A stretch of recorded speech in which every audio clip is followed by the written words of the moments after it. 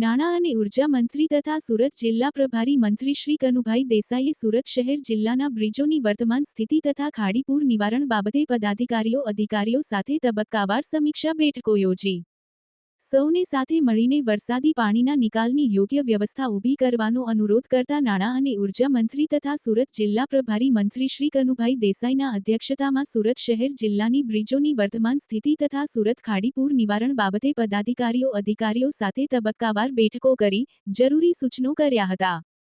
ખાડીપૂર નિવારણ સમિતિની બેઠકમાં ખાડીઓમાં ઉપરવાસમાંથી આવતા વરસાદી પાણીના નિકાલ અંગે મહાનગરપાલિકા તથા જિલ્લાના અધિકારીઓ સાથે વિસ્તૃત ચર્ચા કરવામાં આવી હતી, જેમાં સૌને સાથે મળીને વરસાદી પાણીના નિકાલની યોગ્ય વ્યવસ્થા ઊભી કરવાનો અનુરોધ કર્યો હતો, જેમાં ટૂંકાગાળા તરીકે ખાડી પરના દબાણો તથા ઝીંગા તળાવોને દૂર કરવાની સૂચના આપી હતી। લાંબા ગાળાના આયોજન તરીકે ચેકડેમ તથા અન્ય રીતે પાણીનો સંગ્રહ સાથે ઉપયોગ થાય, ખાડીનું ડિસ્ટિંગલિંગ તથા ખાડીની પહોળાઈ વધારવા જણાવ્યું હતું।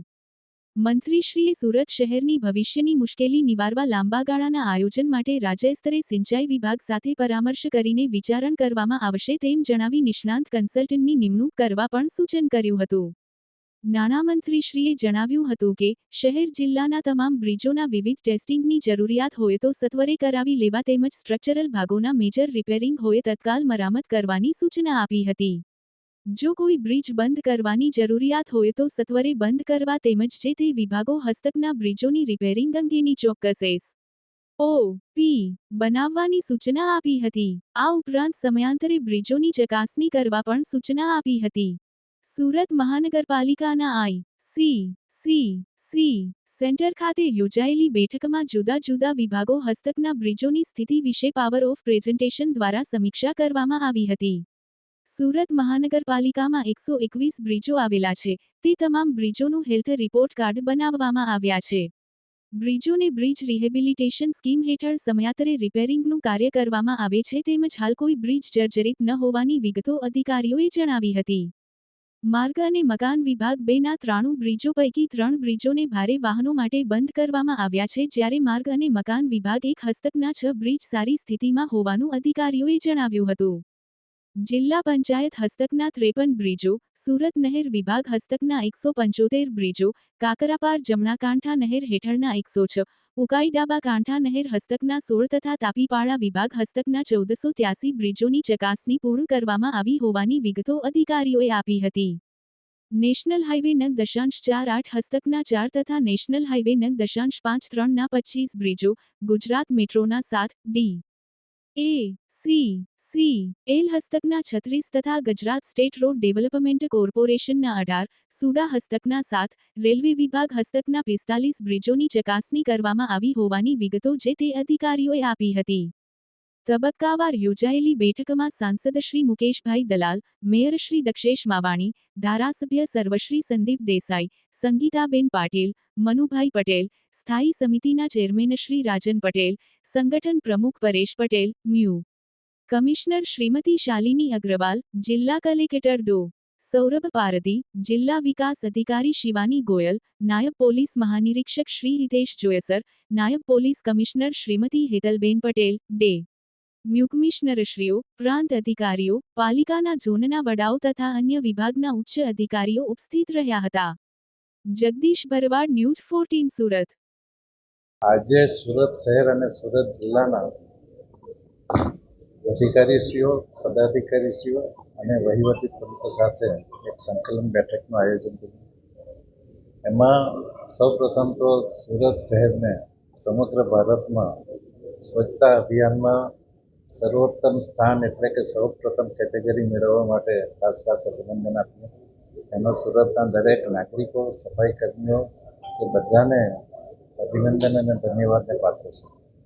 સુરતમાં વરસાદના લીધે તેમજ જે આપણા પુલો છે એની સ્ટેબિલિટી અંગેની ચર્ચા કરવામાં આવી અને લાંબા ગાળાના આયોજન તરીકે આપણે નદીના પાણીને કેવી રીતે અટકાવી શકીએ અને કેવી રીતે એનો નિકાલ કરી શકીએ એ માટે લાંબા ગાળાના આયોજનનો વિચાર કરવામાં આવ્યો।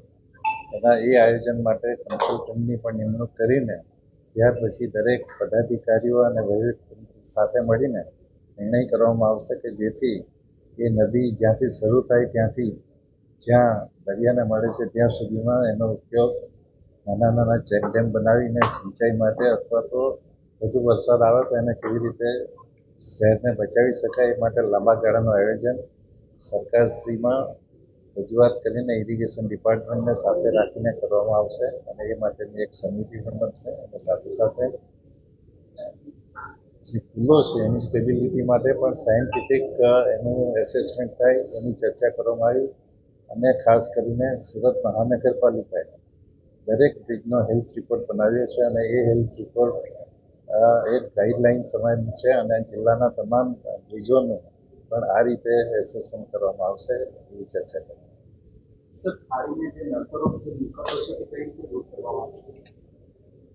આ બધું આયોજન એક કન્સલ્ટન્ટ સાથે નક્કી કરીને આપણા બધા પદાધિકારીઓ અને આપણા અધિકારીઓ કન્સલ્ટન્ટની સાથે મિટિંગ કરીને આપણે આને કેવી રીતે આ પ્રશ્નને સોલ્વ કરી શકીએ. આપણી ટીપી મંજૂર થઈ ગયેલી છે, ડીપી મંજૂર થયેલી છે, એ એરિયામાં આપણે અત્યારે શું કરવું, પરંતુ આપણે આ પ્રશ્ન કેવી રીતે સોલ્વ કરવો એ ઇરિગેશન ડિપાર્ટમેન્ટ અને બીજા બધા ડિપાર્ટમેન્ટના સંકલનમાં રહીને આપણે એનો ચોક્કસ રીતે નિકાલ કરી શકીશું અને ટૂંકા ગાળાના આયોજન તરીકે જે ઝીંગા તળાવો છે અને બીજા જે દબાણો છે એને તાત્કાલિક હટાવવાનો નિર્ણય કરવામાં આવ્યો. શું ખાડીપુર આવશે